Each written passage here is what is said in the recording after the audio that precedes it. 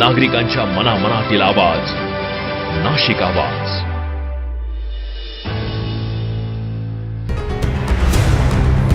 गोदावरी नदीची पाणी पातळी वाढली. नाशिक जिल्हा प्रशासनाकडून नदीकाठच्या गावांना सतर्कतेचा इशारा. नाशिक जिल्ह्यात हवामान विभागाचा ऑरेंज अलर्ट जारी असतानाच धरण पाणलोट क्षेत्रामध्ये पावसाची आवक वेगाने वाढली आहे. यामुळे नाशिकच्या गंगापूर धरणातून गोदावरी नदीपात्रात 2,500 क्युसेक वेगाने पाण्याचा विसर्ग करण्यात आला. जिल्हाधिकारी आयुष प्रसाद यांनी पत्रकारांना माहिती देताना सांगितले की या विसर्गामुळे गोदावरी नदीला पूर आल्यासारखी परिस्थिती निर्माण झाली होती. नदीपात्रातील अनेक छोटी मोठी मंदिरे पाण्याखाली गेली असून प्रसिद्ध दुधोंड्या मारुती मंदिराच्या कमरेपर्यंत पाणी पोहोचले आहे.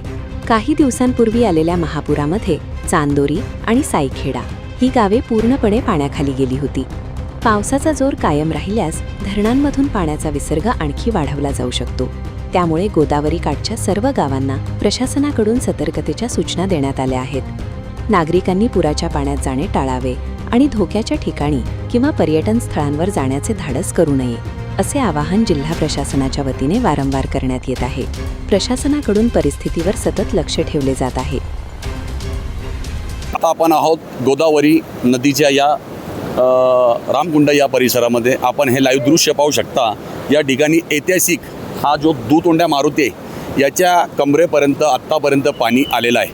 पुराची परिस्थिती अजून वाढण्याची शक्यता या ठिकाणी आपत्ती व्यवस्थापन म्हणजेच नाशिक जिल्हाधिकारी यांनी या ठिकाणी व्यक्त केलेली आहे. आपण माझ्या पाठीमागं या साईडला आपण पाहू शकता सुरक्षा रक्षक देखील या ठिकाणी नाशिक जिल्हा आपत्ती व्यवस्थापन यांनी या ठिकाणी तैनात केलेले आहेत.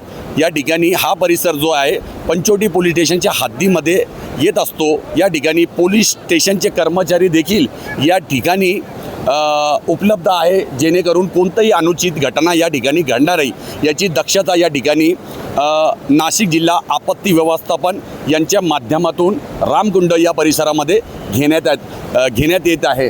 आपण हे पाहू शकता. पाण्याचा स्तर अजून वाढण्याची शक्यता या ठिकाणी नाशिक जिल्हाधिकारी यांनी व्यक्त केली असताना पाणलोट क्षेत्रामध्ये अचानक वाढ होणार आहे.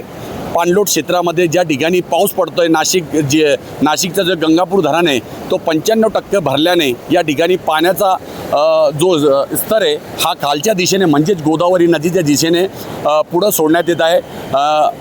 नाशिक जिल्ह्यामध्ये गोदावरी किनाऱ्याकाठच्या ज्या लोक आहेत, जे वस्ती वाडे आहेत, त्यांना या ठिकाणी सतर्कतेच्या सूचना देखील या ठिकाणी देण्यात आल्या आहेत. कॅमेरामॅन शानवाज शेखसह मी रिपोर्टर तबरेज शेख, नाशिक आवाज, नाशिक.